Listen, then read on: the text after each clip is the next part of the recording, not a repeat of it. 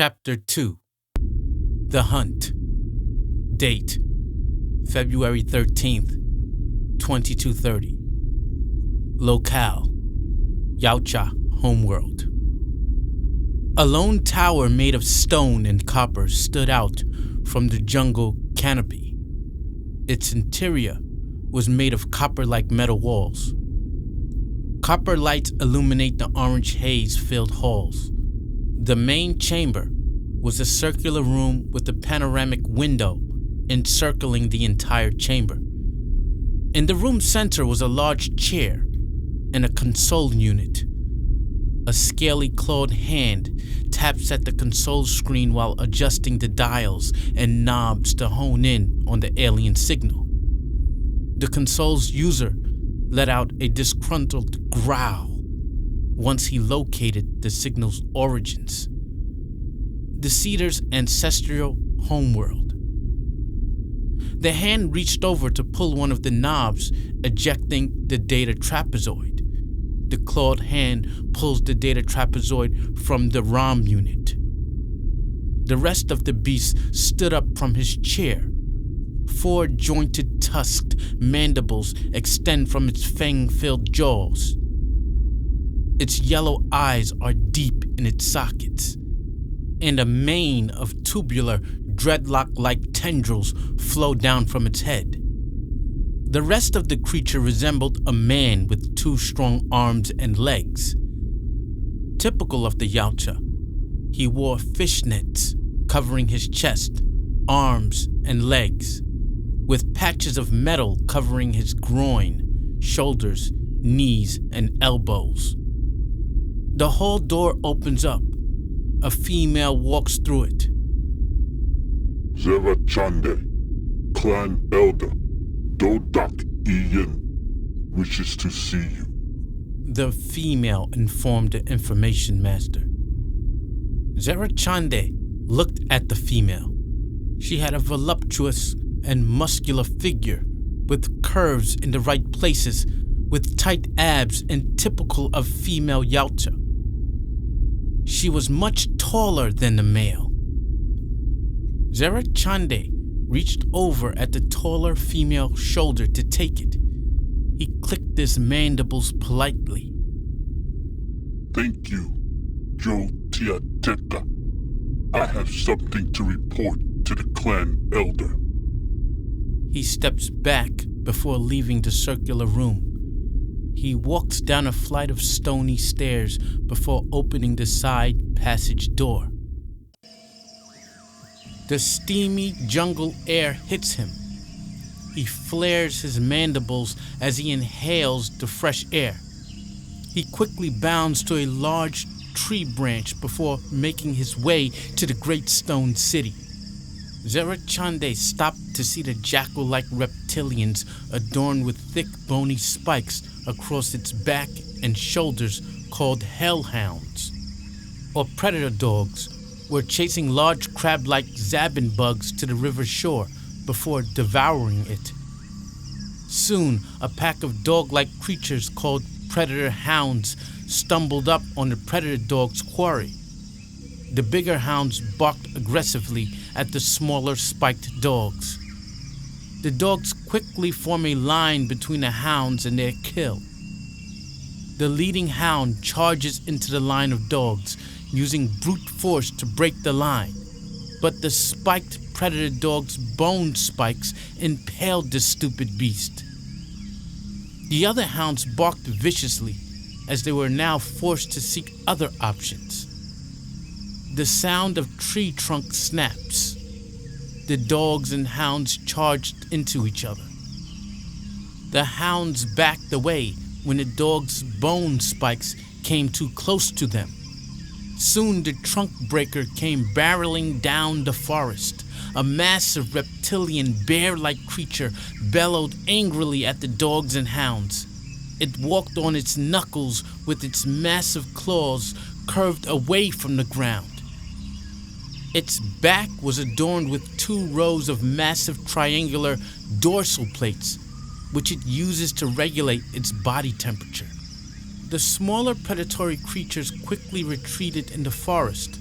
while the Ursator claimed the loser's quarry for itself.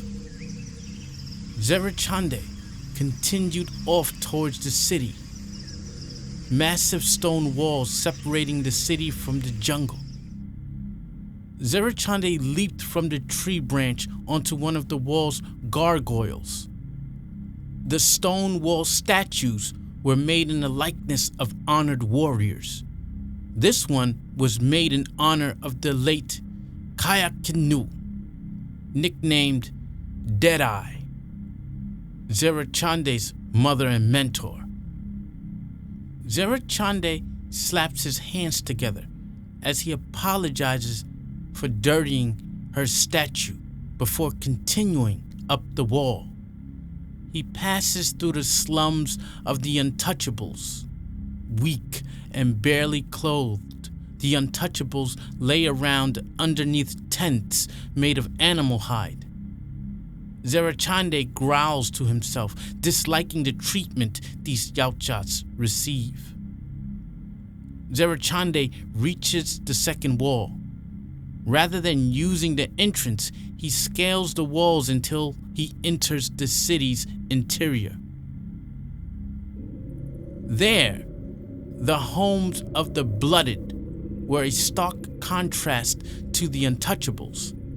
They were square-shaped hovels made of stone. The Unbloods, Youngbloods, and Blooded alike were quick to kneel before Zerachande, for he is of elite status.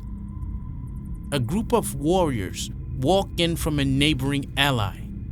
They quickly glance at the elite Yautja, sizing him up, seeing if they can take him in fair combat. Zerachande, growling out a sigh, he turns towards the lesser-ranked Yautja as he clenched his fists. He spotted there were about 4 of them, all of them male. Their leader was darker than the rest, with bluish-gray scales. His second was the lightest of them, with flaming orange scales. The other 2 were practically twins with mottled brown scales. The twins attacked first, dashing between their leader, and second, like dancing before leaping at Zerachande with their fists. Zerachande ducks before planting his foot into the first twin's abdomen before uppercutting the second twin in the mandibles. The first twin flew backwards as if he was hit by a pickup truck, while his brother was thrown into the air before landing into a marketing stall. The second then charges forward, swinging his fists rapidly at Zerachande. The elite Yautja dodges the lesser-ranked warrior's fists. Child's play! Zerachande grabs the second by the wrists before pulling him closer. Zerachande headbutts the second with his biomask, giving the orange one a concussion before staring at the leader. The first twin raises himself off the floor before charging at Zerachande. The elite brings up his fist, and the low-class warrior runs right into it. The leader of the warriors deploys his wrist blades before charging at Zerachande. He's slashing at the elite, but Zerachande dodges the dual blades effortlessly. Zerachande does a backflip onto the nearest wall before leaping over the leading low-class warrior. While mid-air, Zerachande wrapped his hand around his fist before hitting the upstart Yautja square in the nape. The leader falls to the ground as Zerachande tucks and rolls onto it. Swito T, Ch2, Do Waka, and no wonder. He spoke their names. You are more than 1,000 years too early to defeat me. Now pick up what is left of your pride and get out of here. He growls at the low-class warriors. The 4 quickly bolt off into the next ally. Unworthy ones. He He shakes his head before continuing to the next district's wall. He scales the walls as he enters the honorable district. Elites, nobles, veterans, and elders dwell there. He reached the towering tower of the elders. Soon he found himself within a massive chamber filled with high-ranking Yautja, representing on their clan's behalf. There in the center of the chamber stood his clan leader, Dodak Iyen, speaking to the king of the Yautja, Ryamande Yamashin. He was a giant among the Yautja. His skin was golden tiger-striped. The knobs on the crown of his head protruded into a bony crown, evoking his majesty. His armor was made of histanium, a red alloy stronger than even adamantium. He sat on his golden and red throne in a slouching position, with his fable Najinata, the Kinda Amidha Kongetsu Sha. Dodak Iyen bows before the king before slowly backing away. He turns toward Zerachande. He pulls the elite to the side.